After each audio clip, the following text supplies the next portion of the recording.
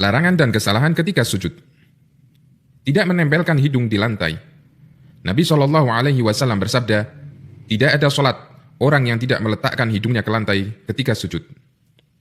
Nabi SAW juga bersabda, la yaqbalullahu solatan la yusibul anfu minha ma yusibul jabin. Allah tidak menerima solat bagi orang yang tidak menempelkan hidungnya ke tanah, sebagaimana dia menempelkan dahinya ke tanah. Hadis ini berdasarkan riwayat Ibnu Abi Syaibah, Abdul Razak, dan disahihkan oleh Al-Albani. Meletakkan siku di lantai. Dari Anas bin Malik radhiyallahu anhu, Nabi SAW bersabda, "I'tadilu fis sujudi wa la yabsutu dhira'ihi kal kalb." Bersikaplah i'tidal ketika sujud, dan janganlah kalian menghamparkan lengannya sebagaimana anjing menghamparkan lengannya di lantai. Imam An-Nawawi mengatakan, maksud hadis bahwa wajib bagi orang yang sujud untuk meletakkan telapak tangannya di lantai dan mengangkat sikunya serta merenggangkannya dari lambungnya seregang mungkin, sampai kira-kira ketiaknya kelihatan andaikan tidak tertutup baju. Ini adalah tata cara sujud yang disepakati sunnahnya. Membaca Al-Quran. Dari Ibnu Abbas radhiyallahu anhuma bahwa Nabi SAW bersabda, "Ala wa inni nuhitu an aqra al-Qur'ana raqi'an aw sajidan." Sesungguhnya aku dilarang untuk membaca Al-Quran ketika rukuk dan sujud. Hadis riwayat Muslim. Ali bin Abi Thalib mengatakan, Rasulullah SAW melarangku membaca Al-Quran ketika rukuk dan sujud. Hadis riwayat Muslim.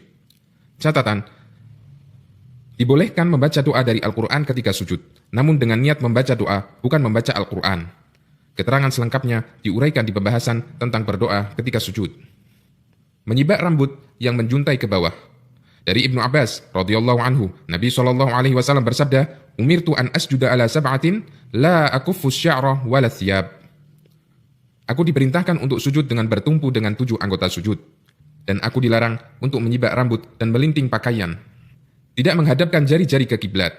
Seringkali hal ini kita jumpai di kalangan kaum muslimin, padahal mereka mampu untuk melakukannya. Baik jari kaki maupun jari tangan. Ada yang membiarkan jari kaki ke arah membelakangi kiblat.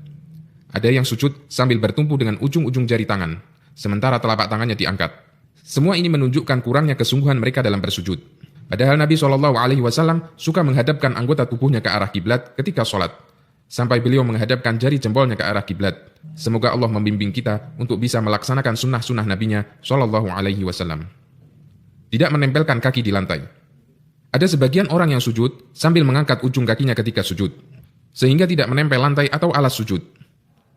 Tindakan ini termasuk perbuatan yang membahayakan, karena bisa menyebabkan sujudnya batal, karena dia belum melengkapi 7 anggota sujud yang diperintahkan Allah melalui Nabi-Nya SAW.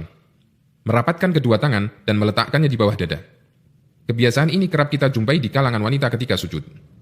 Mereka beranggapan bahwa sujud wanita adalah dengan menghimpitkan kedua tangan dan meletakkannya di bawah dada. Padahal hadis yang menceritakan hal ini adalah hadis lemah yang tidak bisa dijadikan dalil, sebagaimana yang telah diuraikan pada pembahasan sebelumnya tentang tata cara sujud wanita.